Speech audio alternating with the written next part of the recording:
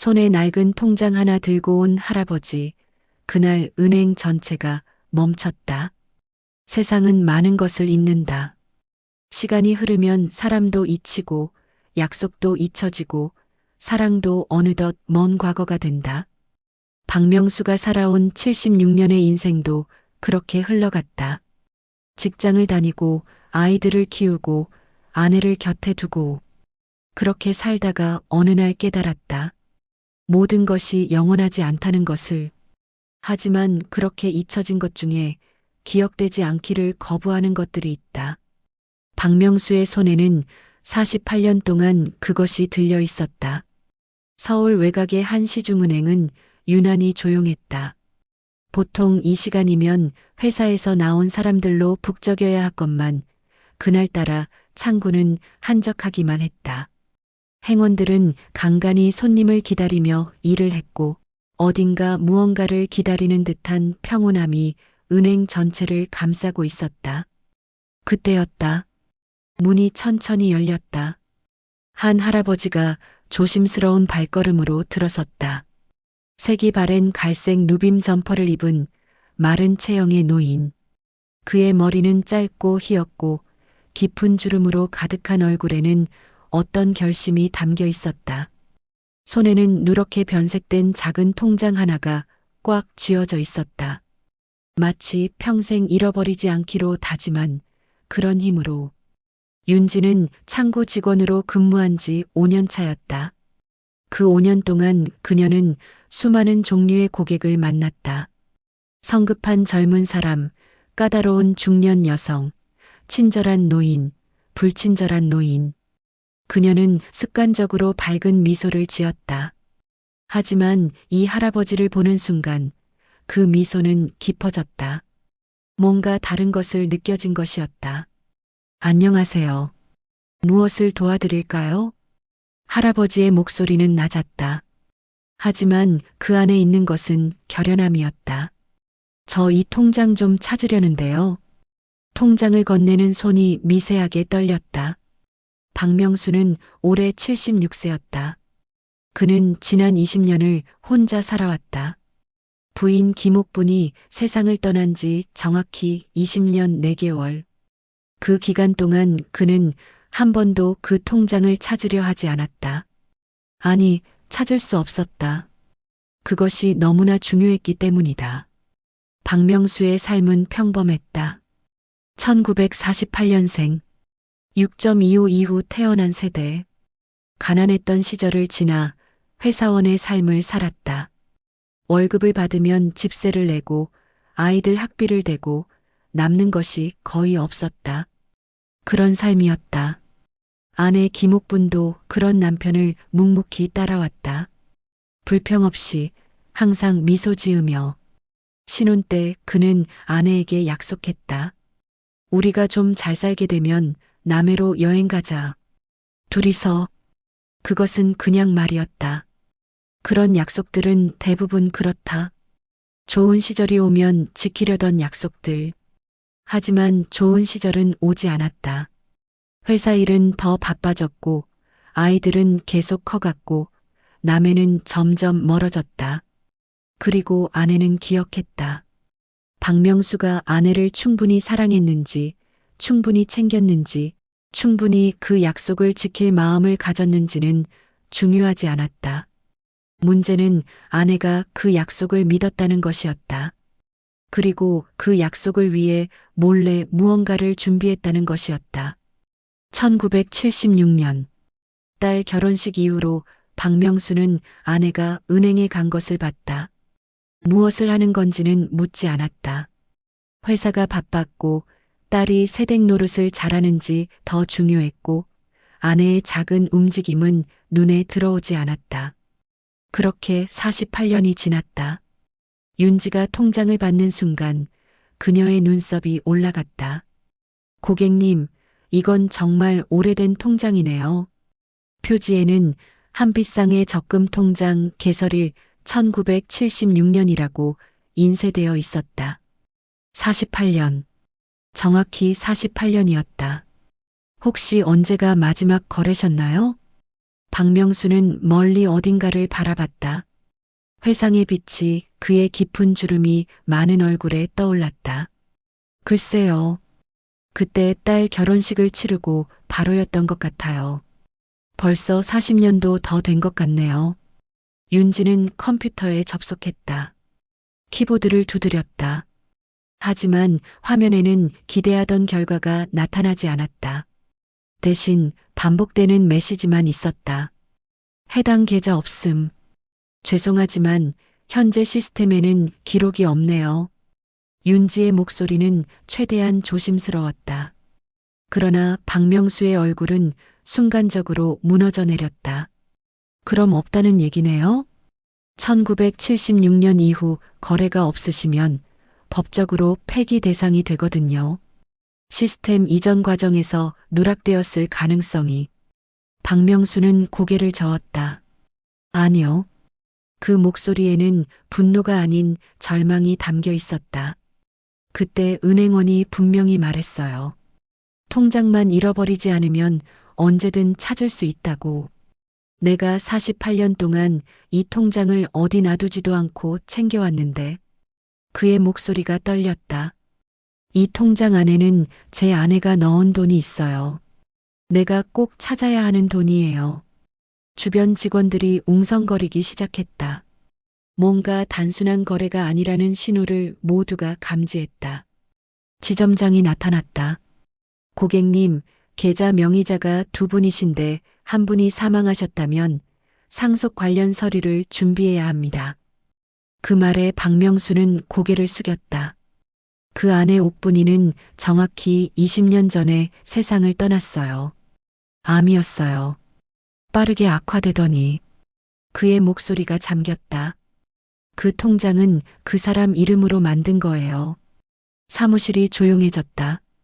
그렇다면 상속자 증명, 사망 증명서, 인감 도장 여러 서류가 필요합니다. 지점장의 말은 정확했지만 비정했다. 그것이 규정이기 때문이었다. 법이기 때문이었다. 박명수는 눈을 감았다. 20년을 혼자 살아왔다. 딸은 미국에 살고 있었다. 아들은 바빴다. 손자들은 할아버지를 부를 뿐 할아버지를 알지 못했다. 그리고 지금 그는 폐기되지 말아야 할 계좌를 되살리기 위해 복잡한 절차를 밟아야 한다고 했다. 하지만 박명수는 포기하지 않았다. 제 돈이 아니에요. 그의 목소리는 작지만 단호했다. 아내가 제 몰래 넣어둔 돈이에요. 내가 모르고 있었던 돈. 그래서 반드시 찾아야 해요. 그렇다면 상속. 내가 찾아야 한다니까요. 그 말에 박명수의 눈빛이 담겨 있는 것은 더 이상 절망이 아니었다. 그것은 결이었다. 그 사람이 남긴 물건들을 정리하던 날을 생각해 보세요. 윤지의 목소리가 부드러웠다. 그녀는 박명수에게 차를 한 잔 건넸다. 박명수는 그 잔을 받으면서 한숨을 쉬었다. 네.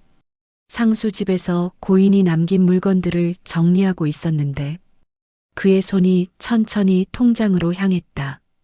제 생일날이었어요. 내가 태어난 날. 그날 그 통장이 나왔어요. 서랍 깊숙이 숨겨져 있었거든요. 그리고 박명수의 손이 통장 속에서 무언가를 꺼냈다. 한 장의 편지였다. 누렇게 변색되었고 시간의 먼지가 소복이 앉아 있었다. 글씨는 여성스러웠다. 한글로 정성스럽게 쓰여진 글씨였다.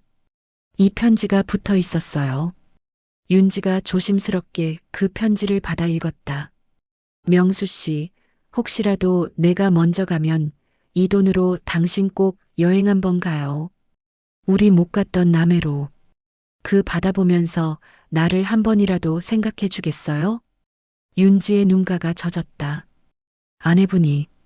내 아내 김옥분입니다. 박명수의 목소리는 매우 조용했다. 하지만 그 안에 있는 것은 산처럼 무거웠다. 신혼 때 약속했어요. 남해로 가자고.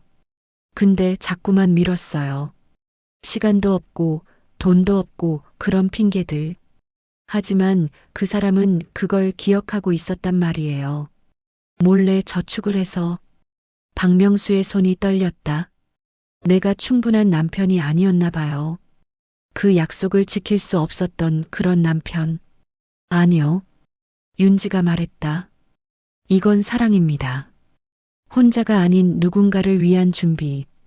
그게 사랑이 아니면 뭐겠어요. 은행 안이 조용해졌다. 직원들이 자신의 일을 멈추고 그 방향을 바라봤다. 일하던 손이 멈추고 전화기를 들던 사람도 잠시 그것을 내려놨다. 박명수는 눈물을 흘리고 있었다. 하지만 그의 표정은 고요했다. 48년 동안 흘린 눈물들이 이 순간에 모두 모여 흐르는 듯한 그런 눈물이었다. 윤지는 결심했다. 그녀는 본점 기록팀에 직접 전화했다. 그리고 법무팀에, 그리고 지점장에게 다시 말했다. 이건 단순한 금액 문제가 아닙니다. 뭔가 있나요? 고객님의 사연입니다. 확인해 주시면 좋겠습니다. 윤지는 박명수가 말한 모든 것을 정리해서 전달했다. 1976년의 통장, 48년의 침묵, 20년 전 세상을 떠난 아내, 그리고 그 안에 담긴 약속. 시간이 흘렀다. 10분, 20분, 30분. 그 사이 윤지는 박명수와 대화를 나눴다. 아내분은 어떤 분이었어요? 따뜻한 사람이었어요. 내가 퉁명스러워도 항상 웃으셨고, 일이 힘들다고 하면 밥을 한 끼 더 챙겨주시고, 특별할 게 없는 아내였어요. 하지만 그래서 더 소중했나 봐요. 박명수는 멀리를 바라봤다. 신혼 때는 자주 웃었어요. 옥분이가 남의 얘기만 해도 눈이 반짝이더니까. 그런데 나중에는 그 얘기를 꺼내기가 힘들었어요. 못 지킨 약속이 되어버렸거든. 약속은 아직 살아있어요. 윤지가 말했다. 이 통장이 있는 한, 그리고 이 편지가 있는 한, 약속은 절대 죽지 않아요. 박명수의 눈에 또 다른 눈물이 맺혔다. 그때였다. 전화가 울렸다. 지점장님, 확인됐습니다. 본점 기록팀의 목소리가 떨렸다. 아니, 떨리는 것 같았다. 1976년에 한빛상의 계좌. 명의자는 박명수, 김옥분. 잔액은 500만 원입니다. 미상환 상태입니다. 지점장의 얼굴이 변했다. 그리고 그 변화는 윤지에게도 전달되었다. 모든 직원의 얼굴에 놀라움이 떠올랐다. 고객님, 윤지가 천천히 돌아섰다. 컴퓨터 화면에는 1976년에 스캔된 PDF 파일이 떠 있었다. 오래되고 낡은 문서. 하지만 분명한 글씨로 기록되어 있었다. 한빛상의 적금 명의자 박명수, 김옥분. 잔액 500만 원. 미상환. 고객님, 정말로 잔액이 남아있네요. 윤지의 목소리는 작았지만 그 안에 있는 것은 기적이었다. 박명수는 순간적으로 숨을 쉴 수 없었다. 48년. 정확히 48년을 기다렸다. 아내가 떠난 후 20년을 혼자 살면서도 계속 이 통장을 들고 다녔다. 어딘가에서 누군가 이것을 찾아달라고 했을 때 바로 꺼낼 수 있도록. 그리고 그날이 왔다. 고객님의 아내분이 남기신 돈 정말로 여기 있습니다. 은행 안이 한순간 멈춘 것 같았다. 직원들의 손이 멈추고 고객들의 발걸음이 멈추고 시간마저 멈춘 것 같았다. 모든 사람이 박명수를 바라봤다.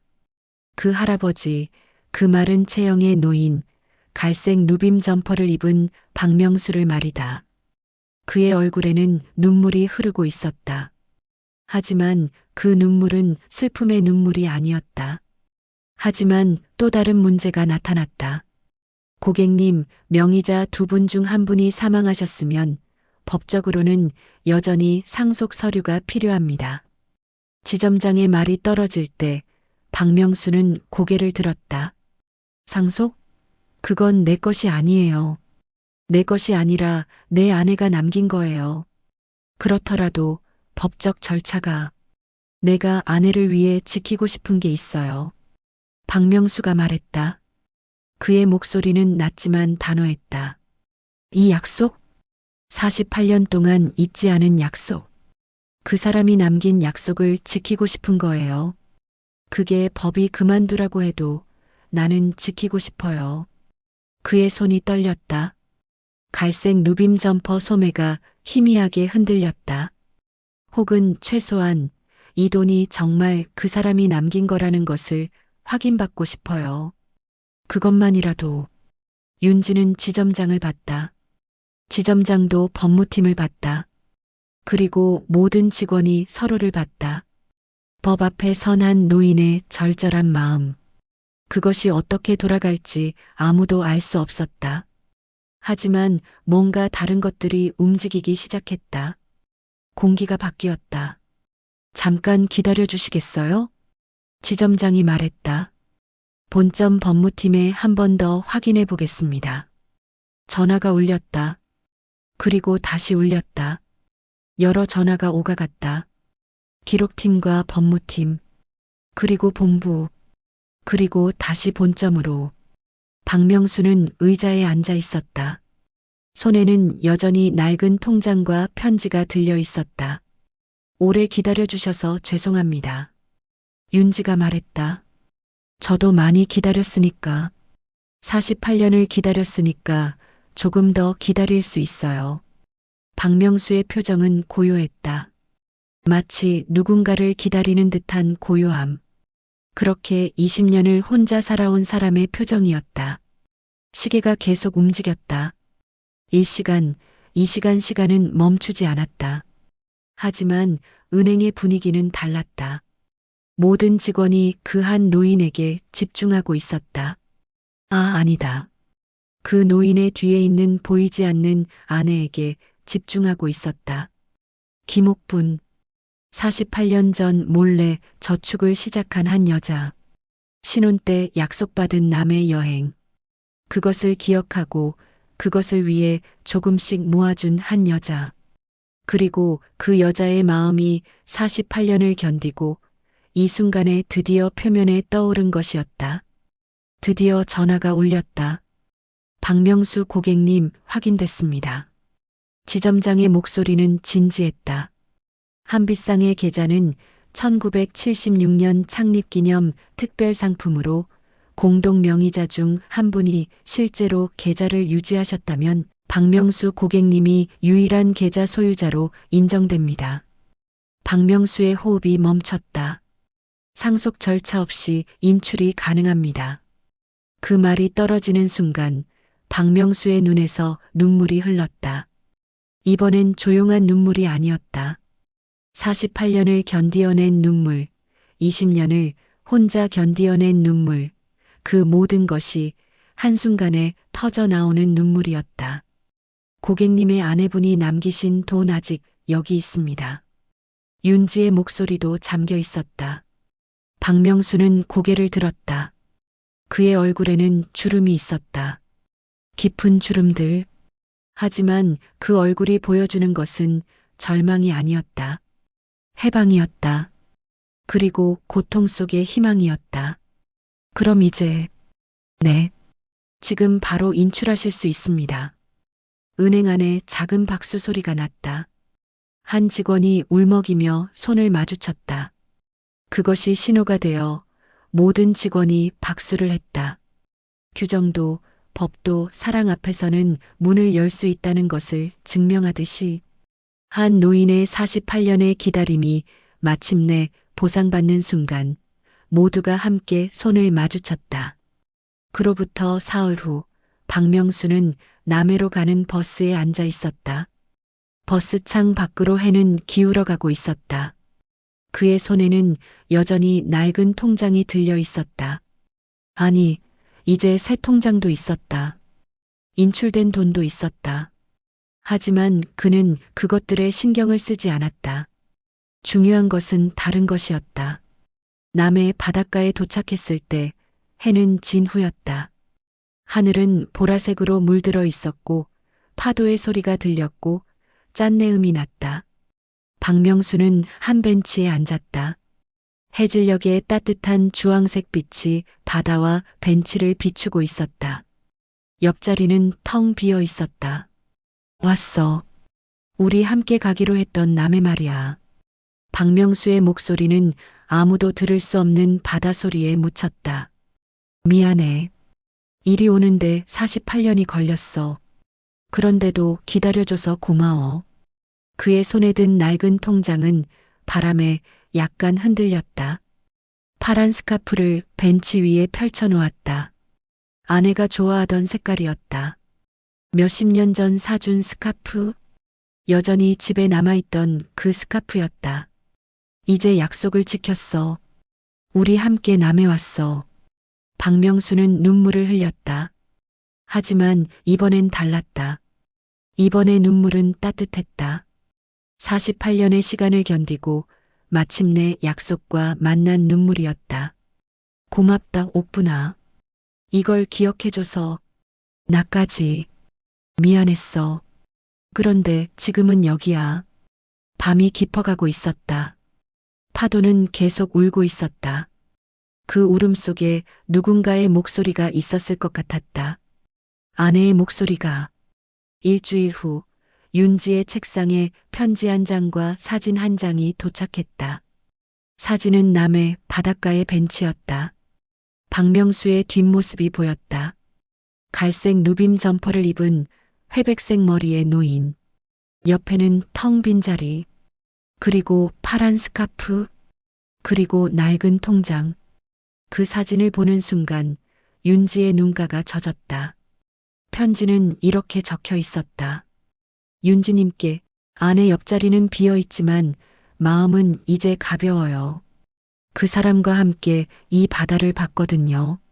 20해 만에. 그동안 혼자라고 생각했는데 그 사람이 여기 있었어요. 이 통장 안에, 이 편지 안에. 그 사람의 마음이 48년을 건너와서 나를 만났어요. 늦게 알았지만 진심은 결국 닿는다는 걸 이제야 알았습니다. 당신이 없었다면 불가능했을 일입니다. 진심으로 감사합니다. 박명수 올림. 윤지는 그 편지를 읽으며 한참을 울었다. 은행이 그 후 몇 주 동안 조용했던 이유는 모든 직원이 자신의 책상에 그 사진과 편지를 복사해서 보관했기 때문이었다. 법도 중요하지만 사랑도 있다는 것을, 규정도 중요하지만 약속도 있다는 것을, 한 노인이 기다린 48년이, 한 직원의 따뜻함이, 한 아내의 사랑이 모두 만났을 때 세상은 조금 더 따뜻해진다는 것을, 그리고 그것을 깨달은 모든 사람이 비로소 더 인간이 되었다는 것을. 박명수는 그 후로 많이 변하지 않았다. 여전히 갈색 누빔 점퍼를 입었고 회백색 머리도 변하지 않았으며 깊은 주름도 그대로였다. 하지만 그의 눈빛은 달라졌다. 고요함 속에 이제는 따뜻함이 가득했다. 쓸쓸했던 미소는 이제 진짜 미소가 되었다. 그는 가끔 남해를 다시 찾는다고 했다. 그리고 매번 벤치 옆에는 파란 스카프를 펼쳐놓는다고 했다. 아내 김옥부는 여전히 그 벤치에 앉아 있다. 보이지 않지만 분명히 그곳에 있다. 남편의 손을 잡고 함께 바다를 보고 있다. 48년을 건넌 사랑이. 우리가 아무리 바빠도, 아무리 미뤄도, 아무리 잊어버려도 진심은 결국 우리를 찾아온다. 그것이 이 이야기가 우리에게 남기는 메시지다. 그것이 박명수와 김옥분의 이야기가 우리에게 알려주는 진실이다. 그것이 사랑의 무게다.